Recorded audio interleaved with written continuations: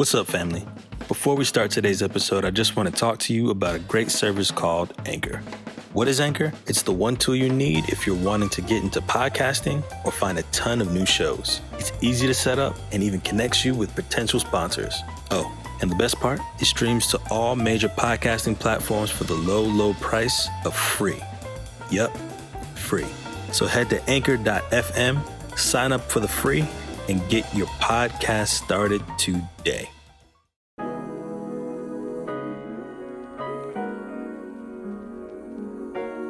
What's going on, fellas? Welcome to For Men by Men, a podcast where we take the internal thoughts of men to external growth, purposely creating an authentic generation of godly men. We are your hosts, Michael Aparicio, Raji Rush, Drexler B. James, and Malik Williams.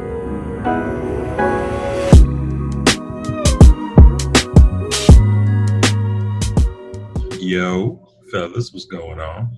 Fellas and ladies. Sorry, we got fellas and ladies to watch. We are back again, kinda. Still quarantining. But I'm Malik. I'm Drexler. It's supposed to be this way. Who y'all again? Go ahead, Roger. And I'm Raji. We are For Men by Men. But you guys probably already heard that part. So, Mike, take it away. But I can't wait till we go back to the studio. This is so wild. All right. On our new episode, our theme song. Well, this episode is called Quicksand, by an amazing artist named Ryan Leslie. Very talented gentleman. And today we're going to tap into something great. The question of the day: are men really emotional? Mm. Mm.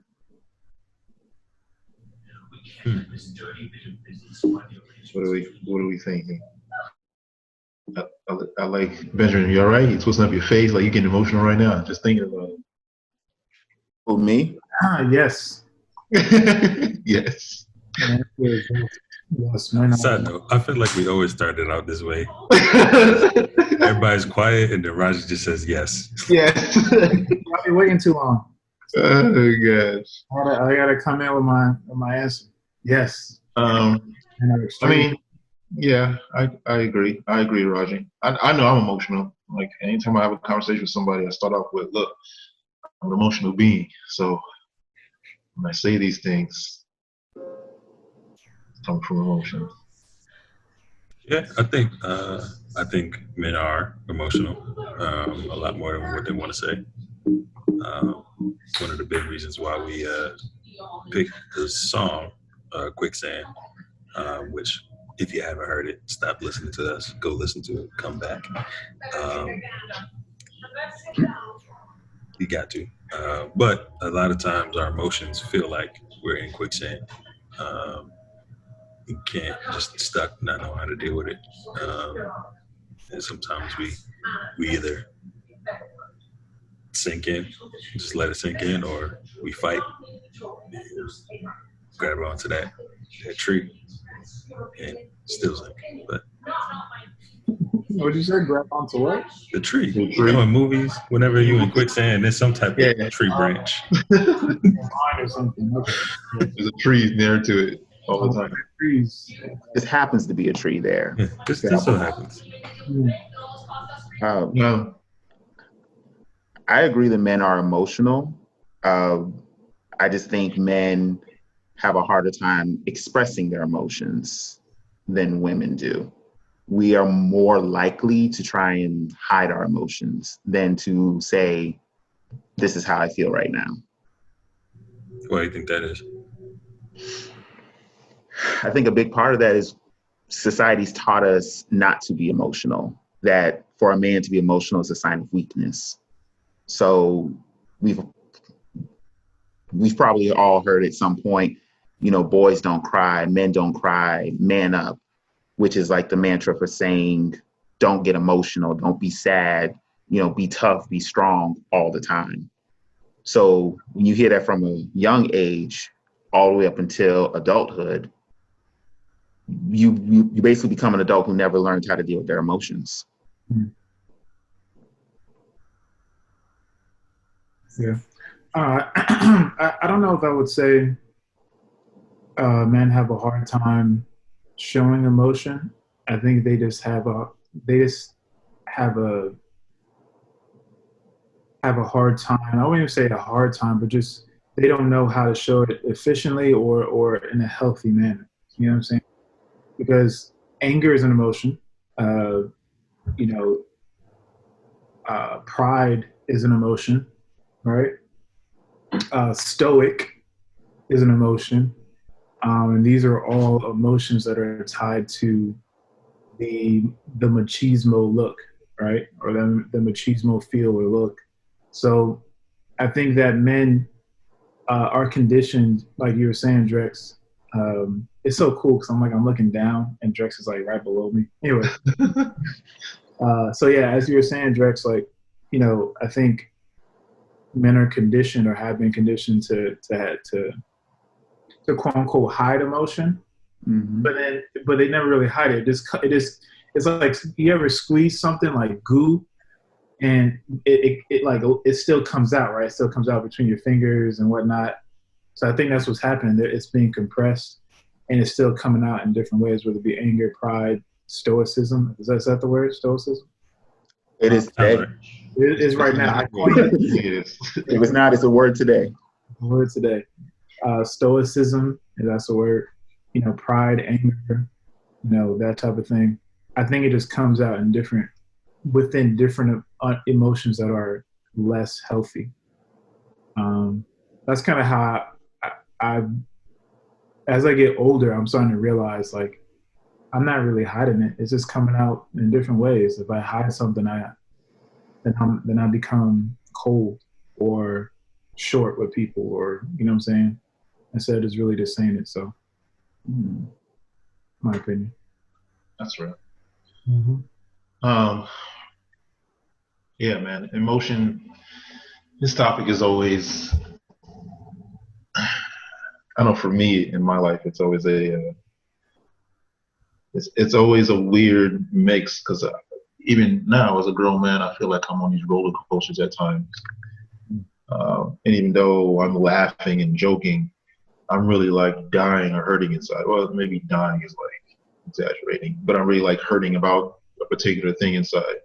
But I've learned to mask it, unless I really reveal it to somebody. But yeah, emotions are, I think it's one of those things where, at least for me, I was never really taught how to express it, right? So as a child, like I never spoke much. Like when they had recess, I would just sit in the corner and watch everybody else play. And they wanted my mother to put me on Ritalin because I didn't want to play with other kids, which is so weird. But luckily she didn't. But and then when things would bother me, or I get picked on and stuff like that, like about my hand or whatever, being picked on as children pick on children. I never said anything. I never expressed. I never opened my mouth and like went home and complained to my mother. And in doing that, as I got older and older and older, like my mother had like 3 jobs, right? So the last thing I wanted to do was come out and like, hey, do like mess with me at school. Not that I was scared to talk to her about it, but it didn't, in my mind, I understood it didn't seem like that was more important than her like trying to provide. And so as I grew, I just always has been closed mouth about my emotions. I never express, I never talk, and then when I finally do release it, because, pressure busts pipes, as it builds up, at that moment then I'm releasing it the wrong way. And that would turn into, whatever fights or whatever other nonsense was around. So I do feel like it's important to,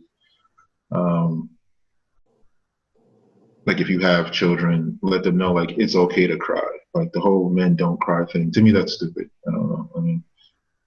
I don't understand. It just doesn't make sense to me. The concept of it doesn't. Yes, men cry. Like we're all human beings. We're all flesh. We have feelings. We have thoughts. We have emotions. Like these are things that we were born with that we can't take away. So that whole manly man thing that's always been like a weird thing to me. But it could always have been weird to me also because I came from a life where my father wasn't around. So I'm talking from that space also. So it's a weird. Emotions are always weird conversation for me. So do you feel like if your dad was around, you would show more emotion or emotion in a better way? I think if he was around, I would have been able to express the things that were going on with me as a child. And hopefully he would have been able to give me feedback on that. And then we would have grown, right? Because now I'm talking about other things. Now I'm feeling comfortable to come to my father and talk to him about these things that are happening. From a boy's standpoint, you want to talk to your father about things. I do feel it would have changed a lot as far as the way I dealt with things emotionally, like how I didn't know how to deal with women and how I didn't know, like, it felt like at times like I was dying, you know what I mean? Like, cause you're so hurt, like you can't, you're getting those little heartaches with the one, you know what I'm saying? And that's it, she ain't hitting you back. You can't eat now, you can't sleep. Like, I can admit, like I've been, you know what I mean? But that's not me not understanding how to deal with what's happening. Like I don't know how to deal with women at all, nor do I know how to deal with these emotions in general that come with this. So I'm just in this area of not knowing. So hopefully, if he was around, he would have been able to give me feedback in order to set me up to deal with things that I continue on in my life. Yeah, I will say, is for me, it was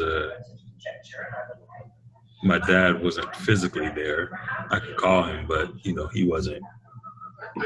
He lived in a whole other state, and I had another guy living in the house who was married to my mom, but not much of a father figure. So it is definitely that where you can have somebody in the house, but still feel like there's just a body, or it's just another wall. Like I can't come to you and talk to you about stuff because I don't know what's gonna come out of your mouth. Like for example, in high school, like I had been in a relationship for like maybe 7 months, 8 months. So in high school, that's a long time. And I guess he didn't like the girl that I was with.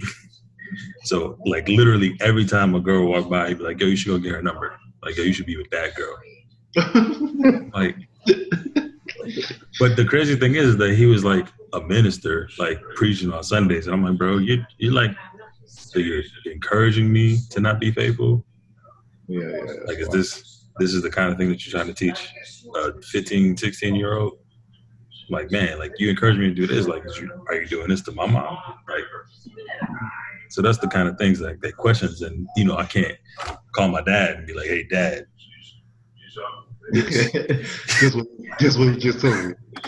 Yeah, because I know it wouldn't end well, but yeah, man. So there's definitely some people out there, men and women, who may have a parent in the house, but not have somebody there.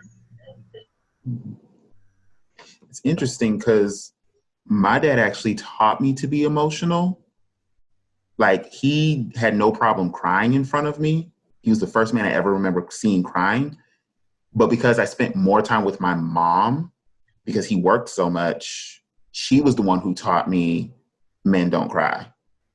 And because I was under her influence more, I developed that mindset to the point where when I reached like 10th grade, I just kind of stopped being emotional. I literally shut my emotions down. And I did not cry again until my freshman year of college when I got saved.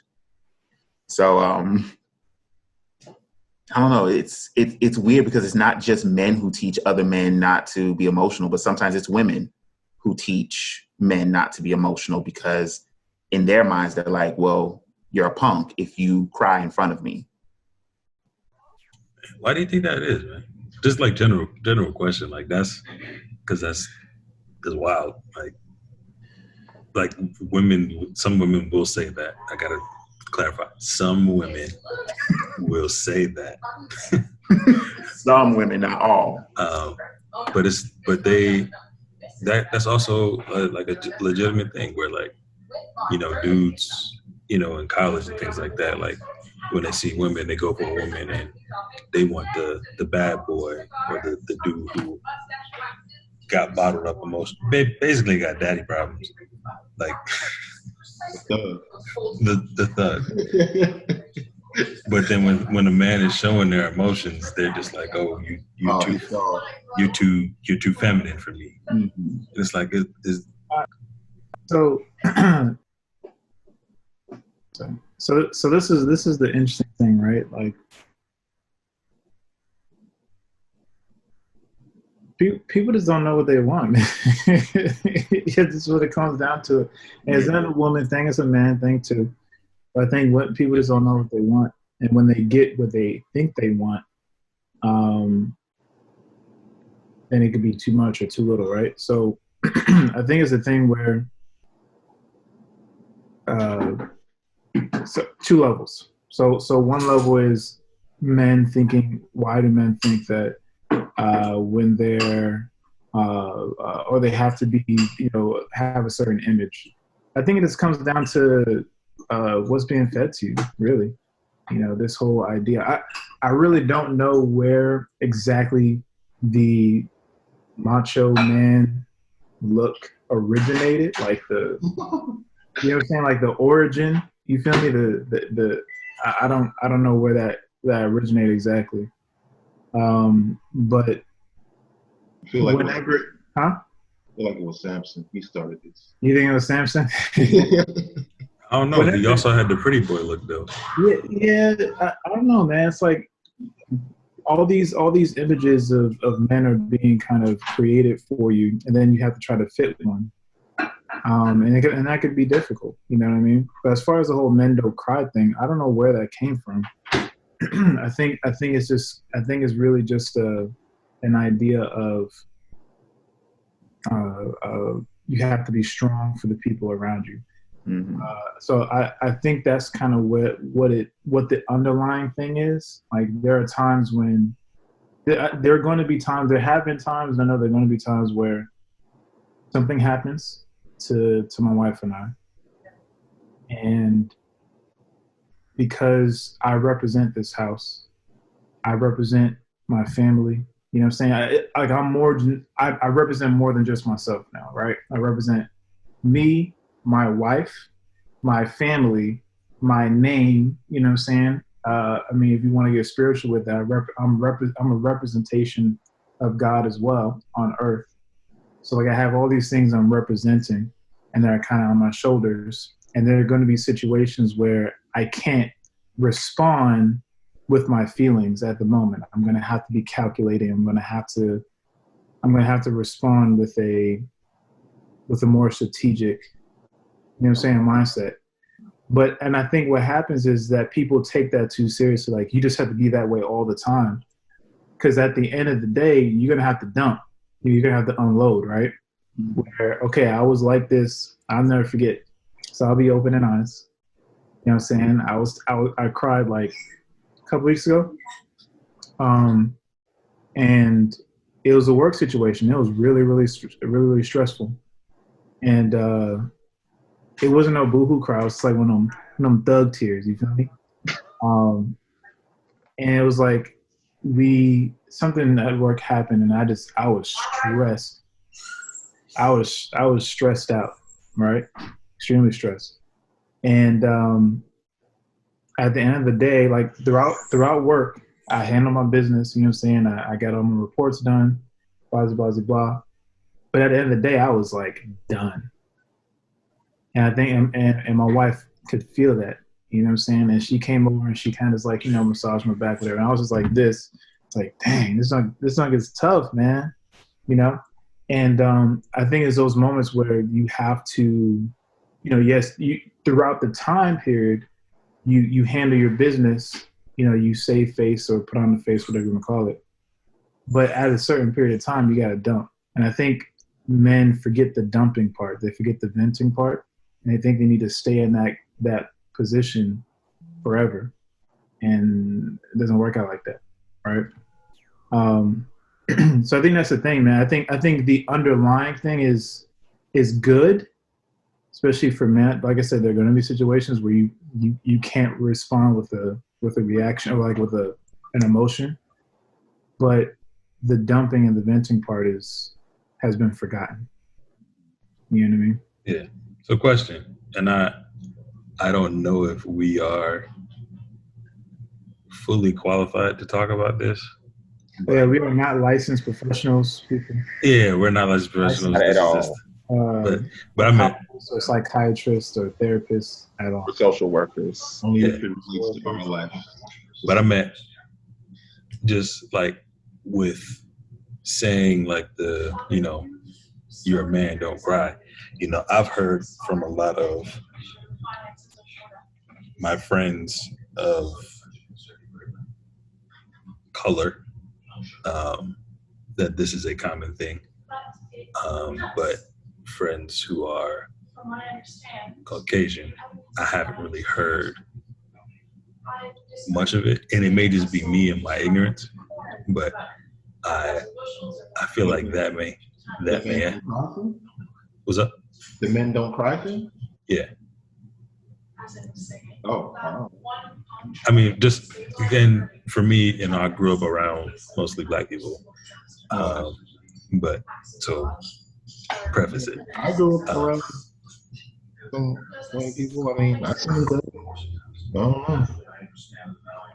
Yeah, I'm just because you think about it, like this statistically, in most black homes, men are in the house, and okay, I see what you're saying. Yeah, I mean, we are labeled as, African American men are typically labeled as angry, and just us as a race, angry or whatever, difficult, or animals. I don't want to I'm not trying to divide it. I love everybody. I'm just bringing up a point. No, but I mean, I've never heard that, but I can see if that point was to come up, because there is, I mean, statistically, it's facts that there is when it comes to just fathers in a household, it's different. And everybody, if y'all listening, if y'all watching, if you are of any other ethnic descent than African American, leave a comment. Let us know your experiences, just for our education, so that we can know. Somebody's watching is like, my daddy was there. I don't know what y'all talking about. But I do think, kind of like Malik, I've been in the same situation where it's kind of, as a black man, you cannot express emotions because it's often read the wrong way, where it's often read as extreme to the point of it's dangerous. I know even going into the workforce, I was always taught, control your emotions. Don't get too emotional or don't get too passionate, because it can be seen as being angry or being defensive. So when I was working as a news reporter, I literally had to learn how to shut my emotions down. And I wrote about stuff that most people would cry about. And I literally had to even look death in the face and just be like, it's just another day. When I covered Pulse, I couldn't be upset or emotional about seeing all these dead bodies being carried out. I had to just not be emotional. And most everyone else around me is crying and stuff. And I'm just standing here okay, so can I get a quote from you about this? And it was hard. But I just had to keep that in my mind. Like, I cannot cry because I don't want to be labeled the wrong way. And I think that's what a lot of men don't want to be, is labeled the wrong way. Yeah.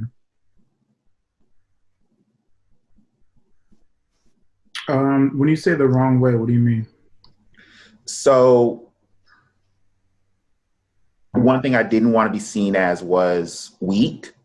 Like, I couldn't handle such a huge report. Because I was like, at that time, that was one of the biggest stories of my career. And I didn't want to seem like I was too emotional to handle it. Whereas I had coworkers who they were also not crying. So I didn't want to seem like I was too weak or too emotional to handle it. I'm just letting you know, you were completely justified if you shed a tear, because it was Pulse. It was, but I guess because I was working with other male reporters and they weren't crying, I didn't want to seem like I was the one crying. But I guess Pulse hit me differently because I was the only minority working, and a lot of these people who were being pulled out were minorities. It was kind of like watching myself being pulled out. And then after Pulse, I wrote this huge thing about Black Lives Matter. Again, I couldn't cry or be emotional about it because I didn't want people to think I was the angry Black man talking about my experience of being a Black man in America. So, people are like reading my experiences and saying all these crazy things, and I couldn't react to it. And it's just like, but this sucks. It really does. So what do you think? What are some of the ways that you guys, knowing all this, right? Knowing that not expressing emotion isn't helpful, knowing that it is a wrong perspective for men. What are some of the ways that you guys go about combating that, or even pushing against that, whether it's within yourself or how do you guys encourage others to do that, to show emotion in a healthy manner? For me, man, I think this is music. I'm sorry. So before you answer that, Malik and everybody else, I think this question needs to be answered before that question. I'm sorry.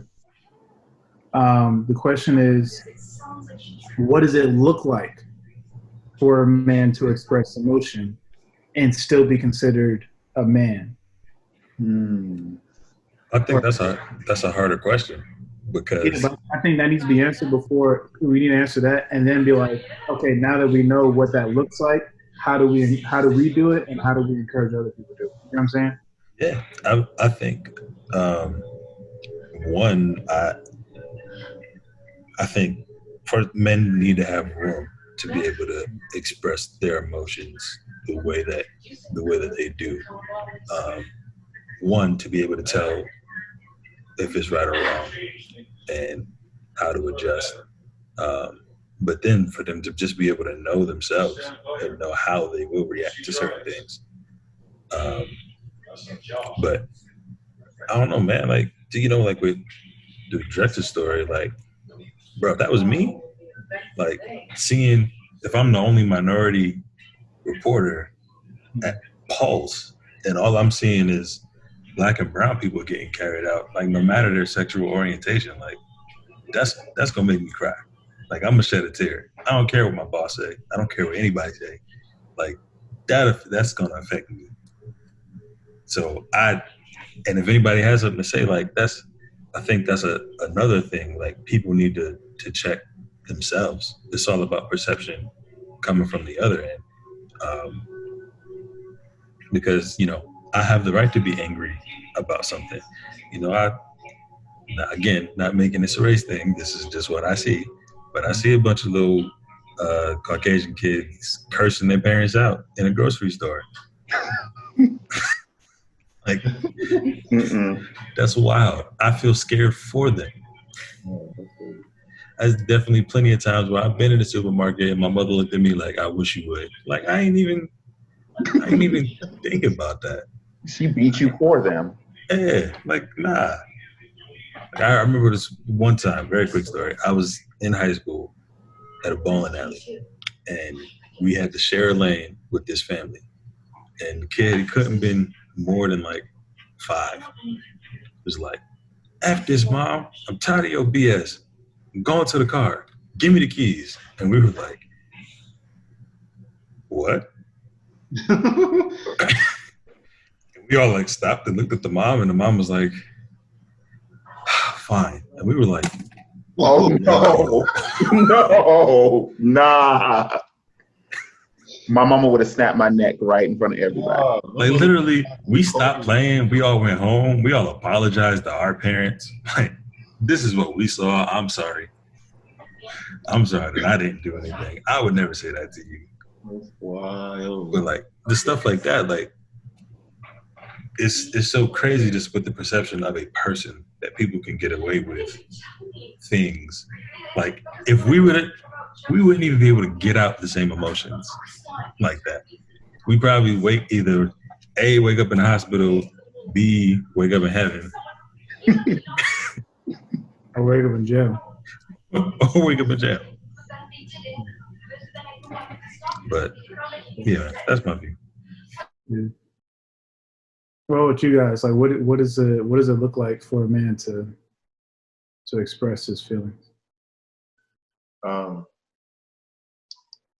For me, knowing that I'm an emotional person, knowing that if I hold on to something for too long, that it eventually is going to explode, and it won't be the right way, right? Because in my old life, I would express things incorrectly. A lot of it would be physical. So I never wanted to turn into that. And when I would hold things in too, I would use things to numb, numb the hurt, where I don't have to deal with it or I don't think about it. Flashback when we talk about me going out 7 nights a week. I'll literally those times, literally. That story though, man. You know what I'm saying? We're getting closer to that day. Bro. Literally, going out 7 nights a week is what I use to get off all this hurt and pain and rage and issues. I mean, alcohol and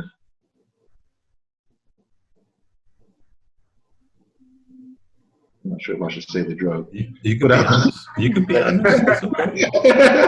Might as well. You don't told us you went out 7 days. Tell us what you're doing, bro. We knew something had to be. So basically, alcohol and cocaine. Because I use it recreationally when I was out. I'm out of work. I don't have to deal with this or hear about this or deal with any issues going on with my father or issues that was going on with the person I was dating at the time. And I would just go out, and instead of expressing what I needed to express to that person that I was dating, or expressing what I need to express to my father, or expressing what I need to express to maybe if I couldn't reach him, my mother, because he hopped in and out at that point because I was older. Instead of expressing it to someone and sitting down and communicating about it, alcohol and cocaine seem like the logical choice. And so it just becomes then it just becomes a habit, right? You just at this point, this is what I use. This is what works to get my mind out of this space. Tomorrow I'll get up, I'll go to work, and I'll do this again, and so it just becomes a routine at that point. And luckily at the time I was capable of doing things like that. It's just a weird. You gotta be able to call someone and just communicate. I just recently had a whole breakdown, and I called you guys. I couldn't call you, Roger, because you don't have FaceTime, but I called Malik and Dexter. I would have called you, but you don't got FaceTime. But that's what I called them. I called them on FaceTime, and I was dealing with a situation concerning my son, and I broke I broke down, man. I broke down. I could be real. Like I broke down. You feel like you're in a space where you're doing what you're supposed to be doing, and sometimes it feels like the world is against you, and you just, like you were saying when you came home from work, and you're just like, wow, this is a long, and you just got that like, I was like crying, but the old me probably would have went to the liquor store, you know what I'm saying, or called up my old friends and went out. But instead, in this new life that I'm in, I understand that communicating and not giving into my flesh is the biggest things. So I end up calling, you gentlemen and talk about it. And, you speak life back into me. And in those moments with being so emotional, it starts taking you, I don't know, for me, because the way my mind works, it starts taking me down a rabbit hole. And so, like, am I even a good man? Like, am I, you just start all these like crazy things. Yeah.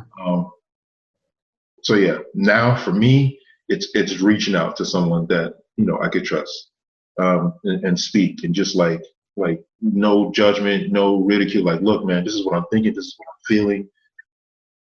I know how my mind works, and I know it's going to sound crazy, but I just blurt it all out, and it just get the reception back. And that's what I get. That's what I got. That's what I got from you guys. So that definitely helped me that night. That definitely set things in order in my mind of the way I need to be thinking moving forward.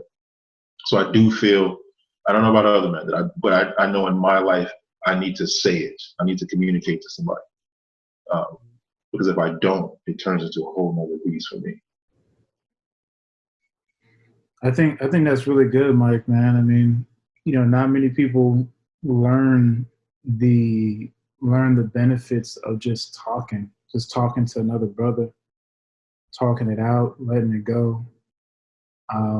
There's so much that we feel like is riding on us. I feel like, so this is personal opinion. I feel like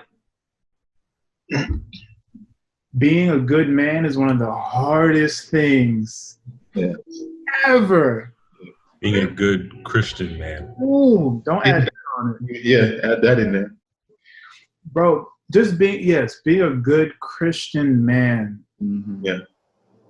Is one of the hardest things. Married. I'm not trying to like juxtapose whether being a woman or being a man is hard. I'm not even going there.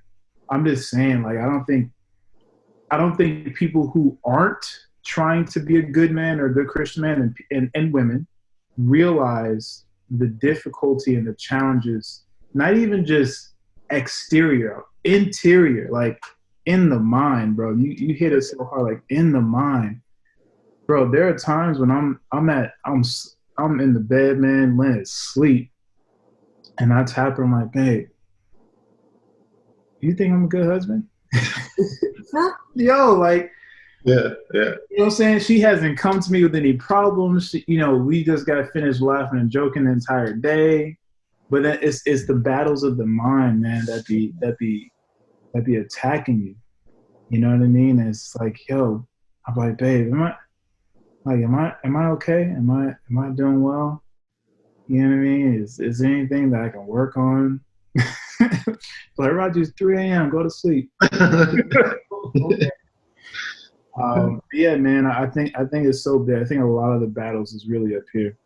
I mean, granted, there are exterior ones, of course, things that tempt us, things that kind of maneuver us, but the battles of the mind and those emotions that build up because of those thoughts, whether we're a good father, or if we're a good husband, or whether we're a good brother, are we a good employee? You know what I'm saying? Are we a good friend? All those thoughts kind of bubble up, and it's so important to talk to somebody, man. I don't know. I'm curious to ask, have any of y'all ever gone to therapy? I have. I went to two. I went to just like a regular therapist, and then I went to a therapist that was like a Christian therapist. Mm-hmm. So the Christian therapist more or less leads you in the godly way, and the regular therapist, not that they lead you anyway, but it's therapy minus God, basically, like telling you, asking you questions and making you. I mean, it I don't know. I don't know that it really did anything for me. I'm not saying that therapy is bad. I just think, and it could be the time, the space that I was in, that I was probably just frustrated with my life, that I wasn't really trying to hear it anymore. You know, it could have been a mixture of things. I want to say I went for at least 2 months to both of them. I don't know. It didn't. To me, it didn't make a difference. Like, it didn't really, because they don't. Their job isn't to tell you what to do. They're supposed to lead you to what you're supposed to do. Mm-hmm. So it's more like, or giving you examples or stuff like that.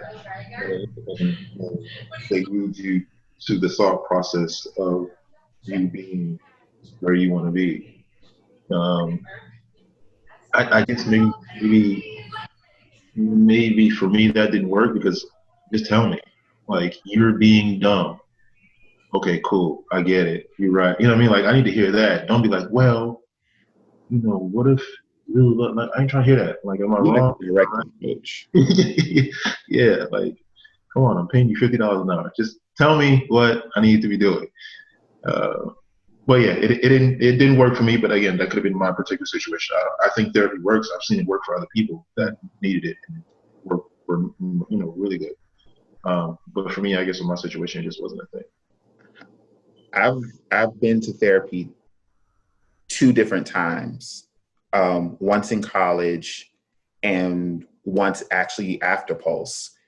And the benefit I just found was just having someone mutual be able to help me express the emotions I couldn't put words to. Just having someone I could talk to and be like, these are the things in my mind. What am I actually feeling? And it was helpful for me. And where I work at UCF now, I work with a lot of social workers and therapists. So the topic of mental health and emotions is a big one that I hear all the time.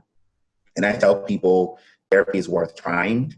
And as a matter of fact, I'm considering going back to therapy, specifically to deal with grief, because a year after my dad's passed, I'm still realizing I'm still not properly grieving my father. I'm trying my best to ignore those emotions. And I'm realizing that's not healthy for me, because if I'm not healthy, then the people I'm trying to help won't be healthy either. And I think for me, that's important to make sure that I'm able to help those around me, especially my family, as they continue to grieve. Why do you feel like you're ignoring those emotions? Did you say how or why? Why? I think I have the idea that because my dad is gone, I'm now the man of the house. And if I break down, then my family breaks down.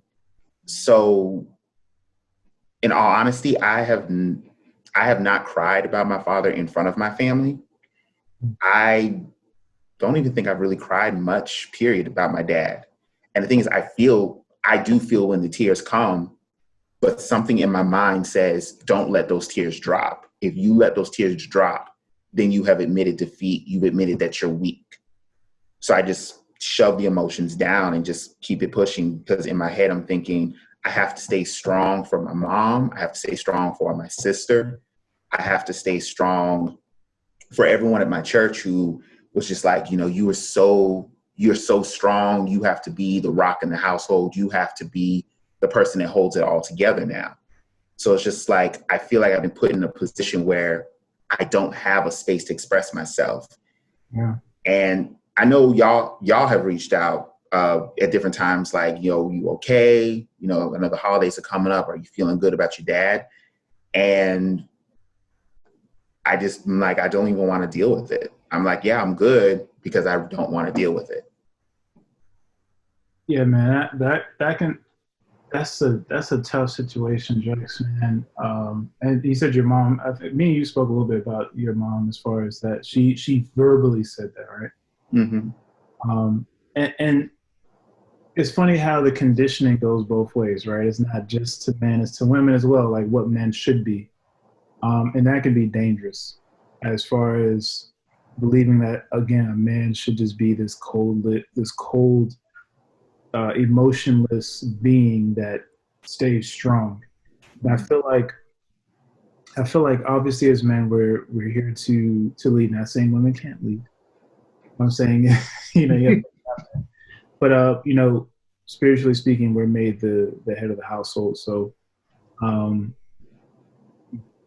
I feel like sometimes the leadership in expressing emotion has to come from the man, right? Or has to come from you in this case, Drex. Whereas maybe having those conversations, um, and I'm saying this to you, and I'm saying it to myself, and I'm saying it to everybody else, right? Like sometimes it's breaking down. Sometimes it's having those cry sessions with the family. And I mean, we call ourselves Christians, being followers of Christ. And the story that came to mind was of Lazarus, right? When Lazarus died, what did Jesus do when he got there? He wept, he cried. You know what I mean? In front of I don't know. I just picture like this this big old like hole in rock with a boulder in front of it, right? And people walking back and forth. He was in. I'm in my mind. It's midday. I don't know. I don't know what time of day it was, but it's daylight. Right after lunch. He's in public. You feel me? His family, Lazarus' family, is around. Jesus' disciples right in back of him. He's looked at as rabbi leader in that at that time, right? As he's the one to look to, and then he cries. You know what I mean? And I think that's just such a powerful representation of what, not just what people should be like, but specifically what men should be like as well. Since we're supposed to imitate Christ when it comes to leadership and relationship, blah, blah, blah, blah. So maybe moving forward with your family is expressing that emotion, is putting it out there and being willing to cry, being willing to spark conversation that may lead to just tears. Like sometimes conversation isn't necessary. Sometimes just weeping is necessary. There's a season for all of that. There's a season to grieve. There's a season for these things, man. So, yeah, man, I encourage you to like sparking that conversation with your mom and your sister and everything to initiate that. May be uncomfortable, but maybe necessary. Yeah, I would say for me, and I think I've thought this from a young age, but I respect a man who's willing to shed tears in front of his kids, in front of his family, because it just breaks down like whatever facade we have in our minds of people. Like so, my grandfather died when I was I think like 9 or 10, and that's the first time I ever seen my dad cry. But for me, it was like, man, like as I'm embracing my dad, um, we're both crying. I'm like, man, like he's just like me. Like he feels emotions, and then even just with family, like I think it's a strong thing to be able to sit down, deal with the emotions, cry, and it brings a level of vulnerability with everybody in that room where you're able to be that leader, that the leader that God has called you to be, in the with them with boundaries, as you feel like you are the man of the house, Um, yes and no, because you're not the man of that house, because you have your own life. Always remember that. But you are the one that will, check in on your mom. From then, you are the man of the house up to the level of son, mature son, and that's how you handle those situations. And really, it's you dependent on God. Like you just giving it. You, whoever else is watching this, listening to this, like, is you giving over your emotions to God and letting Him just drop it in His hands. However that looks, however that feels, just drop it. Because if we keep keeping it on ourselves, like, ain't nothing ever good is gonna come out of that. Yeah, and it's something I know I need to work through, and it's actually something I'm praying through, just because, again, I'm just so used to having to hide my emotions, and in that situation, I told myself I needed to hide my hurt and pain, and it's not healthy. And I believe I'm not the only person out there like that. I think there's probably other guys who have been dealing with that way longer than me. Most definitely. So, I'm actually hoping by me admitting that that's something I'm weak in will encourage other guys to realize that they're not alone and that they're not weird for having those emotions and feeling like, well, I have to hide them so I can be strong for everyone else, and just be like, it's not fun. It's really not. And it's not healthy either, because it messes with your mind.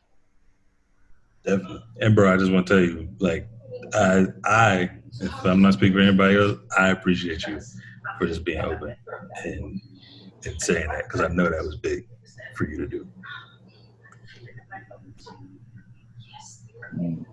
He disappeared. Yeah, that's definitely. Yeah, man, that's definitely.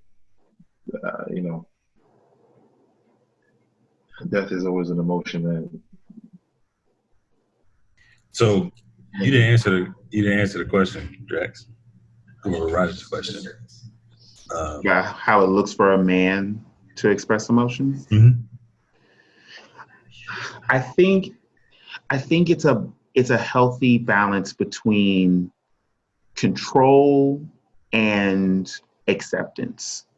And what I mean by that is, when I'm saying control, knowing how to feel and express those emotions without letting them totally consume you. So feeling your anger and frustration without becoming a hurricane, destroying everything in your path to express your anger, or with ignoring, not like me, trying too hard to shove your emotions into a corner to where you don't even want to deal with them or express them, or ignoring them to the point where when other people are trying to reach out to you, you push them away because you're like, I don't want to deal with these emotions. Especially if you have a community of people who care about you and want to see you be healthy emotionally, don't ignore them for the sake of saying, I want to ignore these emotions. So I think a man that learns that balance between the two knows how to be healthy in expressing their emotions and accepting the fact that, I'm still a man even if I cry. I'm still a man if I get upset. I'm still a man if I smile and laugh. I feel like guys are also told they're not supposed to smile too. Like, to me, that's the stupidest thing. I heard that growing up, like, oh, you smile too much for a guy. I'm like, what does that mean? How do you smile too much? Like, I'm happy. I'm at an amusement park. I'm supposed to be stone-faced here? Like, it's okay to express emotion. If you don't smile around me, I think you're either crazy in the CIA or crazy. Yo, so I gotta say this. So this isn't typically the image that people get when I've been told this, but correct me if I'm wrong, guys. This isn't typically the image that people get when they think about where I'm from. They see the glasses. You feel me? They hear the I guess, the proper talking speech, whatever. But I'm from the hood, like 100%, 100%.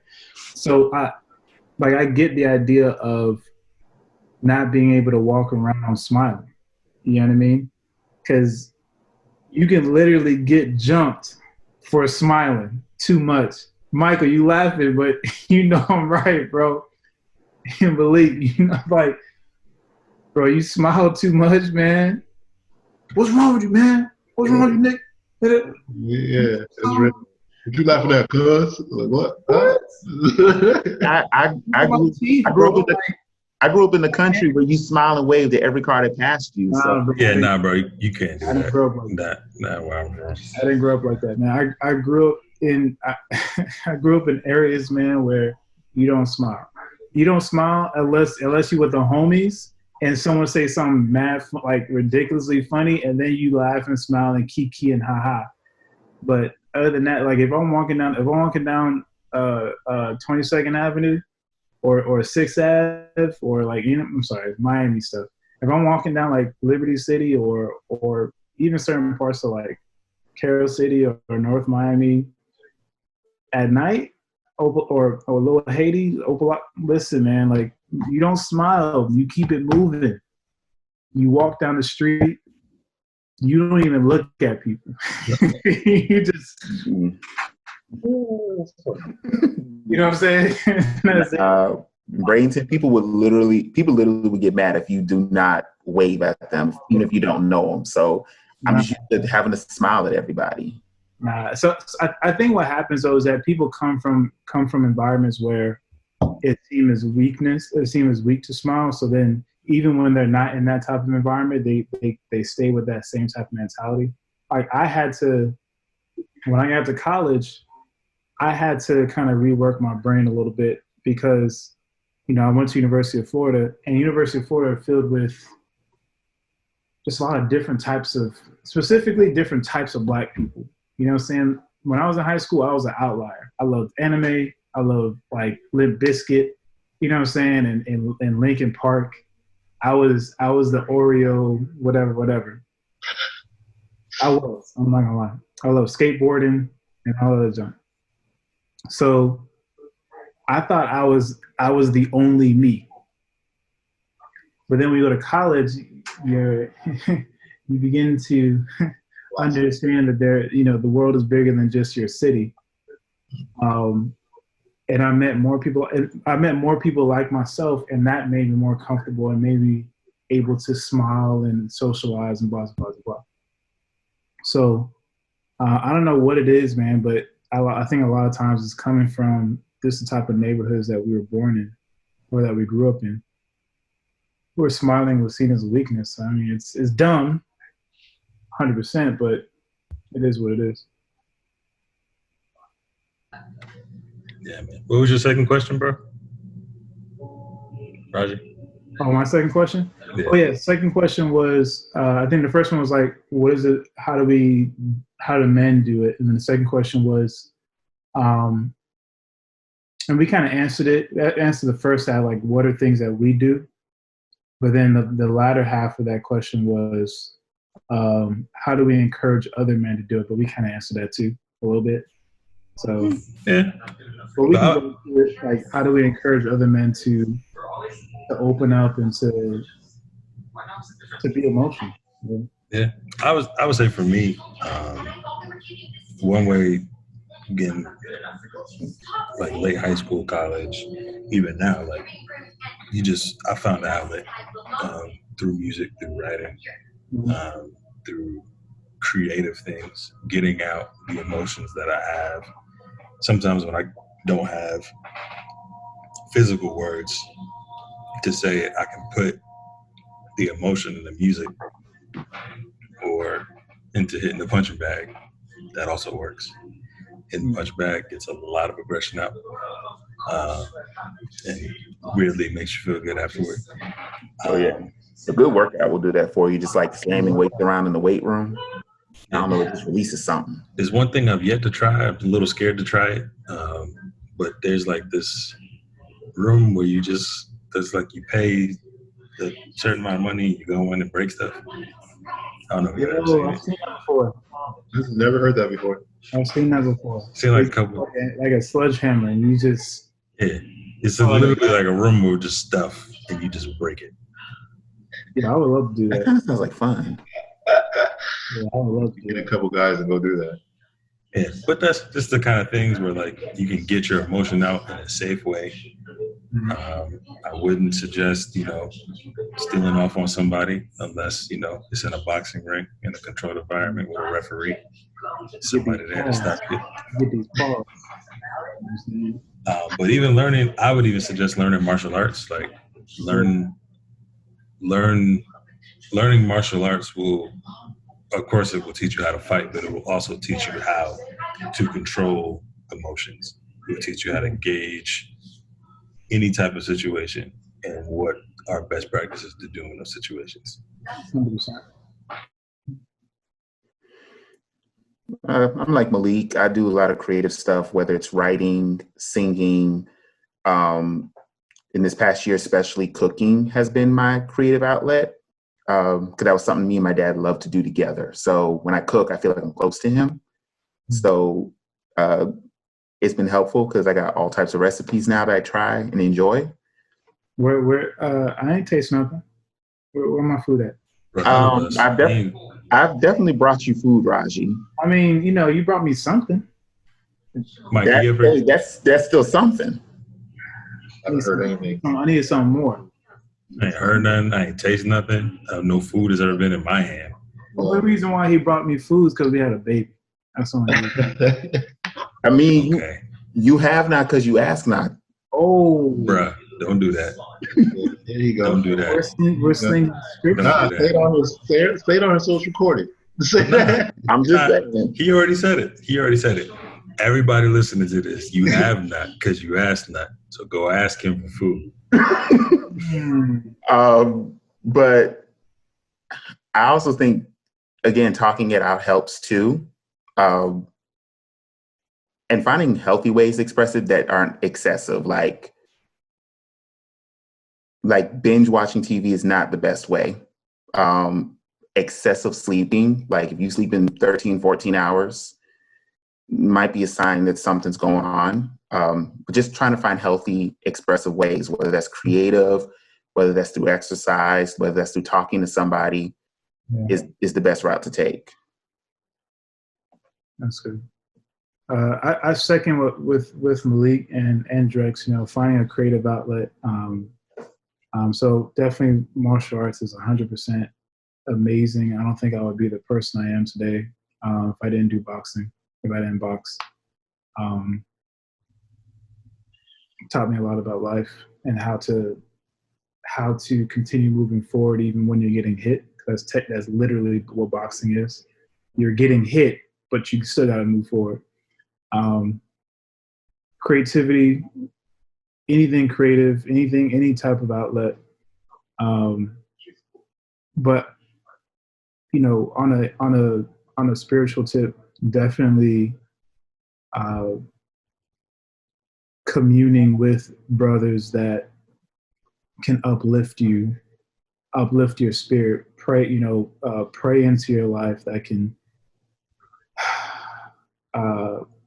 uplift you with the word. That for me has been the biggest, where I've seen the biggest improvement with how I handle emotion. Connecting with brothers helped me to learn how to speak to my father, in a more gracious, loving way. So I got work to do. I'm not perfect. I'm no guru, but it helped me with that. It helped me to reach out to people that are difficult. All right, because we all got them difficult people that we know. Yeah. That every time you're around them, you feel like you're rubbing up against sandpaper. Mm-hmm. Say rubbing elbows. Their elbows are ashy and they're rough, and it hurts. It hurts. You better hope you don't start a fire. Yeah, man. But it taught me how to deal with difficult people, or how they say soften the heart, and kind of take the scales off your eyes type of thing. It's like I've definitely felt my heart soften. Getting closer to Christ, getting close to my brothers in Christ, my heart is extreme, like has softened significantly. Things that wouldn't normally move me, I'm over here tearing up on. I'm like, this Disney movie got me over here tearing. Nah, that's because you a dad now. That's a different. Nah, it was before. I was gonna say, I feel like when you get older, watching like certain movies that you did as a kid, you'd be like, wait, why am I crying now? Why did it just hit me? Listen, I watched Braveheart. I've seen Braveheart 1,000 times when I was younger. My dad was really like, he let us watch not anything, but we were definitely watching movies that we probably shouldn't have been watching at a young age. Not like, risque movies, but just like with a lot of violence and blah, blah, blah, blah. So I watched Braveheart 1,000 times. And I watched it, man, the other day. I was like, I felt it though. You know what I mean? That speech is different, huh?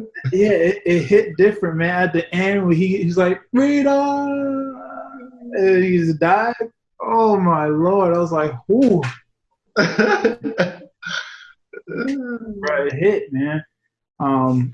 So yeah, like it. I think that's one of the biggest encouragements that I give people. It's like, you got to get that stuff out, man. Because going back to that reference, right?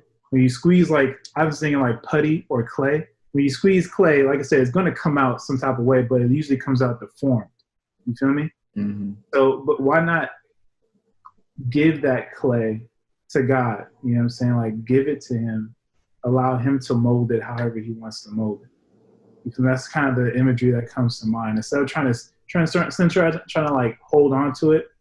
You ever hold on or grab something too tough and then you break it, or like you like you deform it or crack it? Like sometimes I feel like as men we try to hold on to things and we end up disforming it and breaking it and cracking it instead of literally just giving your thoughts to Christ, like submitting your thoughts, submitting your emotions to Christ, man. So not to get too spiritual, I just felt that. I feel like I didn't get spiritual enough because I forgot the main thing was how to deal with your emotions. Like number one is pray. Yeah, 100%. That's after I hung up with you guys and I dropped to my knees and I just started praying and started thinking about what you guys had said. The mixture of being able to speak to a group of men that you trust and then being able to get refilled with that and like, no, I know I'm not going crazy, like I'm a good man, and be able to drop to your knees and just pray to God, and it gives you a different feel. Like I got up off my knees and I felt stronger, and then it's like there was this dark tone and then everything just kind of spread apart. It's like, all right, so I need to do this, I need to do that, and then your mind just goes into a whole of the things that you need to be doing to prepare yourself in the space that He's putting you in. So yeah, I mean, that praying is a big part of it for sure. 100%. Yeah, so you know how we do. We always bring it back to the Word of God, the Scripture. And I think for me, man, just as far as like emotions go and dealing with how the world says we should deal with our emotions versus how God says we should deal with our emotions, it brings me to Romans 12:2. This is the Passion version, got a little bit more. But it says, stop imitating the ideals and opinions of the culture around you, but be inwardly transformed by the Holy Spirit through total reformation of how you think. This will empower you to discern God's will as you live a beautiful life, satisfying and perfect in His eyes. So no matter what type of emotions and things that we're going through, most people, when they think about emotions, they think the bad things. Culture can tell you to deal with it one way, or yeah, pretty much you can deal with it one way, but really it's just bringing your emotions and everything to God and letting Him um, transform you inwardly, transform the way you think about things. Because a lot of times, and y'all can tell me if I'm wrong, in any type of situation where you're dealing with emotions with somebody else and you're praying for God to change them, 9 times out of 10, He'll change you, change your perception of them in that moment, and how to deal with it. So I would just say, sincerely, like, just trust God. And this is kind of weird. We never do something like this, but I feel like, even if y'all don't, if you're listening to this and you don't know who God is or what this God is or Jesus that we're talking about, like, don't be afraid to hit us up, man. We would love to talk to you about What's up, man? Yeah. God is. It's an easy conversation for us, and you can ask us whatever you want. But yeah, that's just. That's What uh, version of the scripture was that you read from? That was the Passion Translation. It's on the Bible app.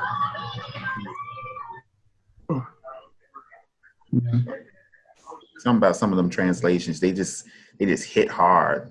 yeah. Like that one, like, don't be conformed to the patterns and the.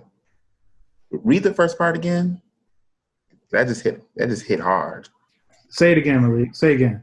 Says, stop imitating the ideals and opinions of the culture around you, but be inwardly transformed by the Holy Spirit through a total reformation of how you think. This will empower you to discern God's will as you live a beautiful life, satisfying and perfect in His eyes.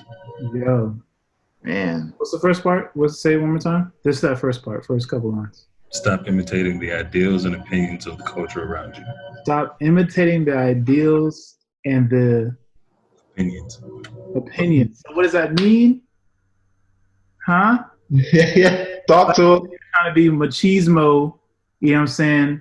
Yeah. Girl attracting, rims riding, swole building, money chasing, you know what I'm saying? Pride carrying, anger and lust having. Yes. Men that this society is trying to make you to be. Can't order appetizers. You know what I'm saying? Mike, don't go there. Mike, don't go there. Can't order appetizers because, you know what I'm saying, that's not how men eat. Get out of here. Right. We at Cheesecake Factory and I can't get a dessert. What? I can't get dessert? At Cheesecake Factory? Nah. Bring the red velvet cake. If you really, really listen to the things that the world puts out there of what a man should be, it sounds wild. Like, dumb. In 2020, a man can't order an appetizer because that's soft. What? Right, I've never heard that. That's the dumbest thing I heard in my life. I would consider myself a manly man. I'm getting appetizers. There are legit women out there there's a woman who said that she believes a man that orders appetizers and dessert is not a real man. She's like, just order 2 entrees. Listen, that's expensive. 2 entrees. That cheesecake with the drizzle. You know what I'm saying? Man. Get out of here, man. 2 entrees? That's what she said. She said, I would rather you order 2 entrees or eat off my plate. I'm like, wait, don't you normally eat off mine? But now you want me to eat off yours? No, never mind. I know what this is. I just debunked her whole thing. She want 2 entrees. Right. Mm-hmm. That's what it is. She want the extra food and don't want to feel bad that she want the extra food. So she tell him to get the extra food because most likely she want what he want. And he don't care. Uh-huh. I'm going to just tell you, order what you want because I'm getting that cheesecake. Mm-hmm. I'm a man and I am a man. You feel an me? appetizer. An appetizer. Understand though, Malik. I'm going to get me some vanilla ice cream with rainbow sprinkles on it. You feel me? Yeah. Like who doesn't when I'm eating it? Who doesn't want a chocolate chip cookie skillet at the end of your meal? What? That just shows you how the world. And the sprinkles gonna be at the bottom, the middle, and the top. That just shows you how crazy the world has gotten nowadays with what they want to put on men and what we should be and what we shouldn't be doing, what we should not. We're laughing and joking, but best believe there's probably a younger man, younger than us, that is coming up and trying to figure out how to be a man, and he hears this and will believe that that's not what he's supposed to do. Mm-hmm. Like, bro, eat your food. Good food. Listen to me. You don't miss out on some good food. Eat your food.